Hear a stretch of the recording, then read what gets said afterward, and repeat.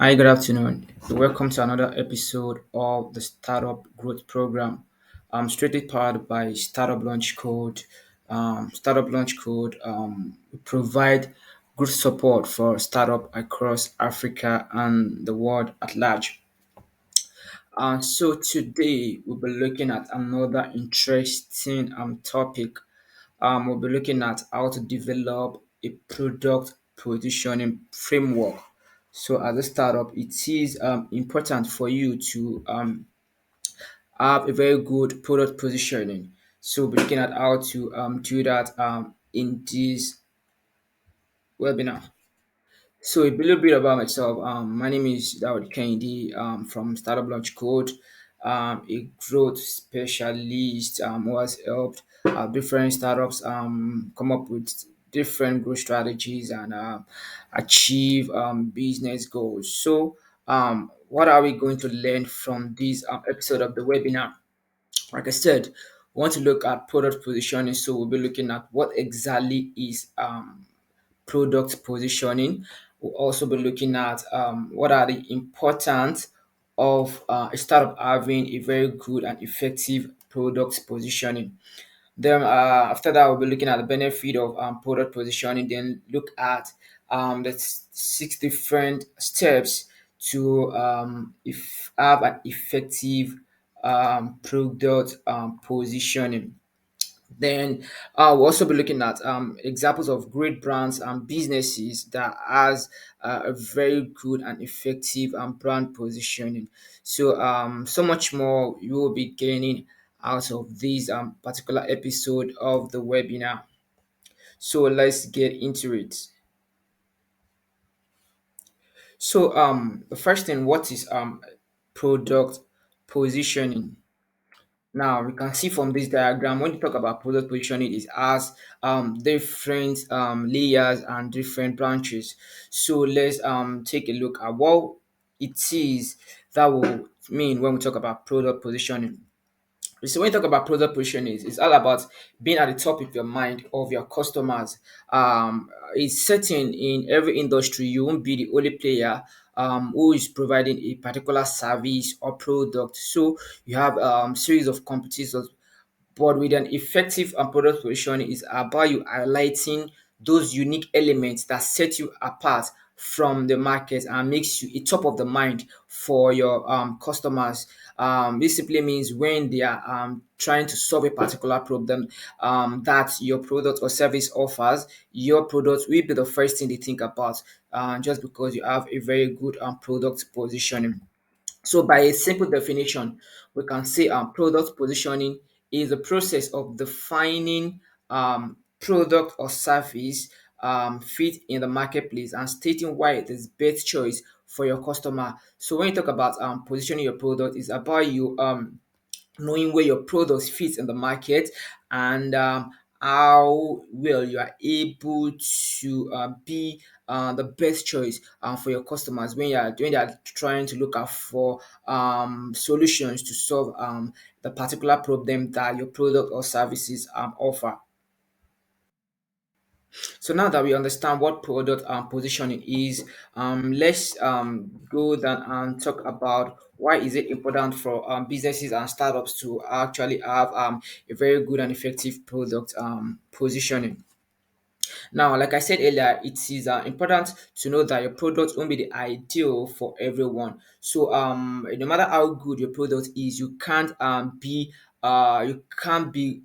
good for everyone. So it's important for you to first of all identify the position of your product in the market and try as much as possible to ensure that your product resonates with those who are your ideal customers. So he said it is important to know that your product won't be ideal for everyone. So if you try to position your products for to everyone, you might end up not resonating with anyone at all. So let's say, for example, you own a fintech startup, and it is important for you to know that you can't service the whole market. You can't be for everybody. And if you try as much as possible to say, "Oh, my product is for everybody," you might end up not even gaining the kind of market you need. So you should have it at the back of your mind that you can't service everyone, and if you try as much as possible to service everyone, you might end up not even getting anyone. So, what effective positioning helps you do is ensures that your marketing messages resonate with your target customers and compels them to take action. So, like I said earlier, you can't be for everyone. So, you need to first of all identify who your target audience are. Then, with effective product positioning, it helps you to now align your marketing messages to suit this your particular target consumers, and you are able to come up with those messages that will help them to take the kind of action you need them to take as regarding to your product. So that is one key importance of having an effective product positioning. Now that we've seen the importance, now what are the benefits of product positioning?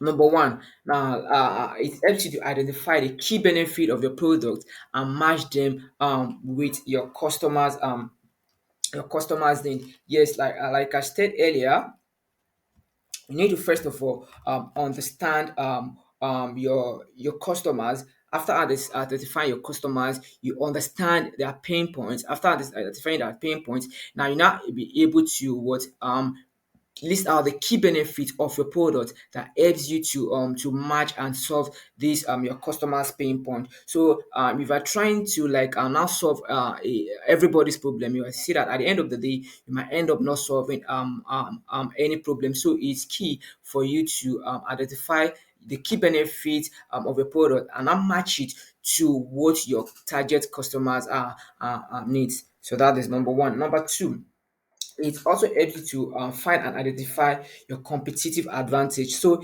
effective product positioning, because you'll be able to identify those key benefits that comes with your product, and you're also able to match those benefits to help solve your customers needs. Now you're able to now find and identify where your competitive advantage is in the market. It might be okay.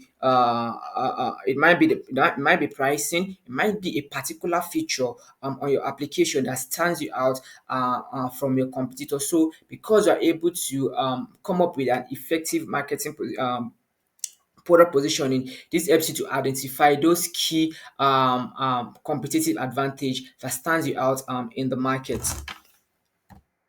Now, the next thing is it helps you to attract different customers. Now, one thing to note is you might have more than one product positioning. Let's say, for example, the fintech I was using as an example. Now, let's say you have a particular feature that targets the Gen Zs, okay, those that want to save. Then you have another feature that targets, let's say, that the older generation, that those let's say those that were interested in savings in group or in joining a cooperative. You can see these are different segments of the market. Now because you are able to identify those key features to suit different market segment, now you are able to now attract these different customer, because you are now you can now set up the type of message that resonates with each segment of your market. So product positioning helps you to really identify and attract different customers at a particular time. Now, the next is helps reinforce brand name and product. Now, because you've been able to identify your audience, you'll be able to identify those key features or key benefits that stands you out in the market. Now, this now helps you to reinforce your branding now, because you can now resonate with your target audience because of the kind of messaging you are putting out to them. Now you become a top of the mind, that anytime they are thinking of solving a particular problem that your product solve, you are the first thing that comes to my mind, because they can now resonate with the kind of messaging you are putting out. They can now resonate with the solution you are providing to solve their problems. So that is what product position helps you to also achieve. Another thing is helps you to meet your customers expectation. Remember I said you are able to identify your target audience, then you are able to craft the messaging that helps them take that particular action, because you've identified the key benefits that helps to solve a particular problem for your customers. So because you are able to match all these things together, your customers now know, oh, what to expect from me at the particular time, because you have been able to meet them at that point of need. Then the next is it is obvious if you are able to solve a customer's problem every time, you automatically become a loyal customer. They become an advocate of the brand. So understanding all these importance of brand positioning help you to win a loyal customer. Now that you've understand what brand position is, you also understand the benefit of product positioning, and you also understand the importance of product positioning. What are the steps or the framework you need to effectively come up with a working product positioning? So the six steps framework to effectively create a product positioning. Number one, you need to understand why your target audience are using your product. Yes, you need to understand why they are using your product. Like I said, in your market, you won't be the only product that solves a particular problem. You have different competitors, but there is always a reason why your customer decide to choose your product. It might be, oh, is it because of the price? It might be, is it because of an excellent customer service, or is it because of a particular feature on your product or your service, or is it because of the process that comes with your service? So you need to first understand the reason why your audience is choosing you over your competitor, and there are different ways you can do this. You can do this by having sending out surveys to your customers to know, oh, you want to find out why you're using our product, or you can send out surveys. You can request for reviews, so you can send them tell them to, oh, to review your product, so you can better understand why they are using your product. You can also do a one-on-one interview, set up a one-on-one interview with your customers, just to know understand why they are using your product. So what this helps you do is it helps you to now, okay, identify the reason why they are using your product, so you can now double down on whatever you are doing to encourage them to keep using your product. That is number one. Number two, you need to also analyze your competitors. Yes, for every product, there's always a competitor. Now, analyzing your competitor, what does this help you do? And it helps you to know, okay, how is your competitor position in the market? What is how does your audience, your target audience see your competitor? How do they feel about your competitors' products and their services? So understanding your competitor helps you to now what know where you are as a brand or as a company, to now go into the market and drafting your own product positioning. So another thing, number three, is to identify your unique selling proposition. Now, when you talk about your USP, which is your unique selling proposition, is that thing that stands you out from your competitor, that competitive advantage that stands you out from your competitor. Like I stated earlier, is it might be your pricing, it might be a particular feature on your application, it might be the way you do your processes, it might be the excellent customer service that you render after a user has after use your product. So you need to identify that unique selling point that stands you out from other competitor. Yeah. So number four is create a positioning document. Now, after you've identified the reasons why your users are using your product, you've done your competitive analysis to understand how your audience perceive your competitor, and you've also identified your unique selling proposition. And the next thing is for you to now create a product positioning document. Now, what this helps you to is to help you communicate your product positioning to every stakeholder in the company, from the employees down to the marketing team, and as long gone to the customers. Now, with this, it keeps everybody in on the same page to understand whatever they are doing is to resonate with their customers based on this particular product positioning document that has been created. Now, the next thing is now define, implement your product positioning strategy. Now, you set up your documents, you've align the whole team and every stakeholder on what your product positioning is. Now, the next thing is now define and implement a positioning strategy. How do you want to send out this message to your customers? How do you want this message to reach your target audience? So these are things you do when you are trying to define and implement your product positioning strategy. Now, the next thing is to monitor, update your product positioning. Now, your product positioning is not cast or stone. You need to always monitor and analyze. Oh, at this point of at this stage of our company, is this product position is still aligning with our goals? Now, if it is not, then you need to now monitor, analyze, then update your product positioning. Another thing important to note is for with product positioning, it helps you to know, okay, it helps you to know when to add probably a new feature to your product. It actually helps you to understand what are the processes you can add to your product that makes you stand out in the market. So identifying and monitoring your product positioning strategies helps you to improve on whatever is working and iterate whatever is not working well. Now let's look at a great example of a company with a very good, excellent product positioning. Let's look at Tesla as an example. Now we all know Tesla is known to produce high quality, eco-friendly, expensive car. You can see that from this statement, we already know what Tesla stands for. It stands for high quality. It stands for eco-friendly because we all know Tesla is make electric cars, and everybody is now trying to like okay move away from using fuel related vehicles because of the what's it called, the effect of this has on the environment. So Tesla is branding itself as a company that is focused on producing high quality, eco-friendly and expensive cars. So if you are talking about cheap cars,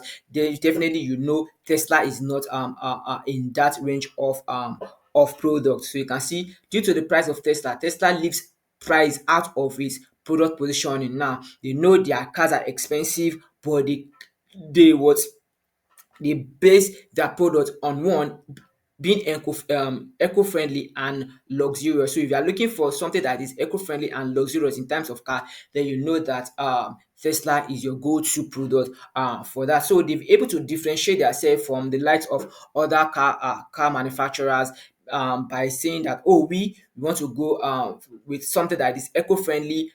We don't care about the price. We just want something that is eco-friendly and is luxurious for our customers. So another example, case study is Nike. So Nike, we all know what Nike does. Nike is famously known to develop, design, and manufacture running shoes and sportswears. And the way they have positioned themselves is high quality, fashionable, high quality. So we are talking about quality and fashionable sportswear for athletes. Then you know Nike is the go-to product. So you can see that these two companies identify their strength, that okay, we don't want to be known for Tesla, for example. We don't want to be known for making cheap cars. We don't want to be known for making cars are now eco-friendly. So they position themselves as expensive but also eco-friendly. And the same thing goes for Nike. We are talking about high quality and fashionable sportswears. Then Nike is your go-to market.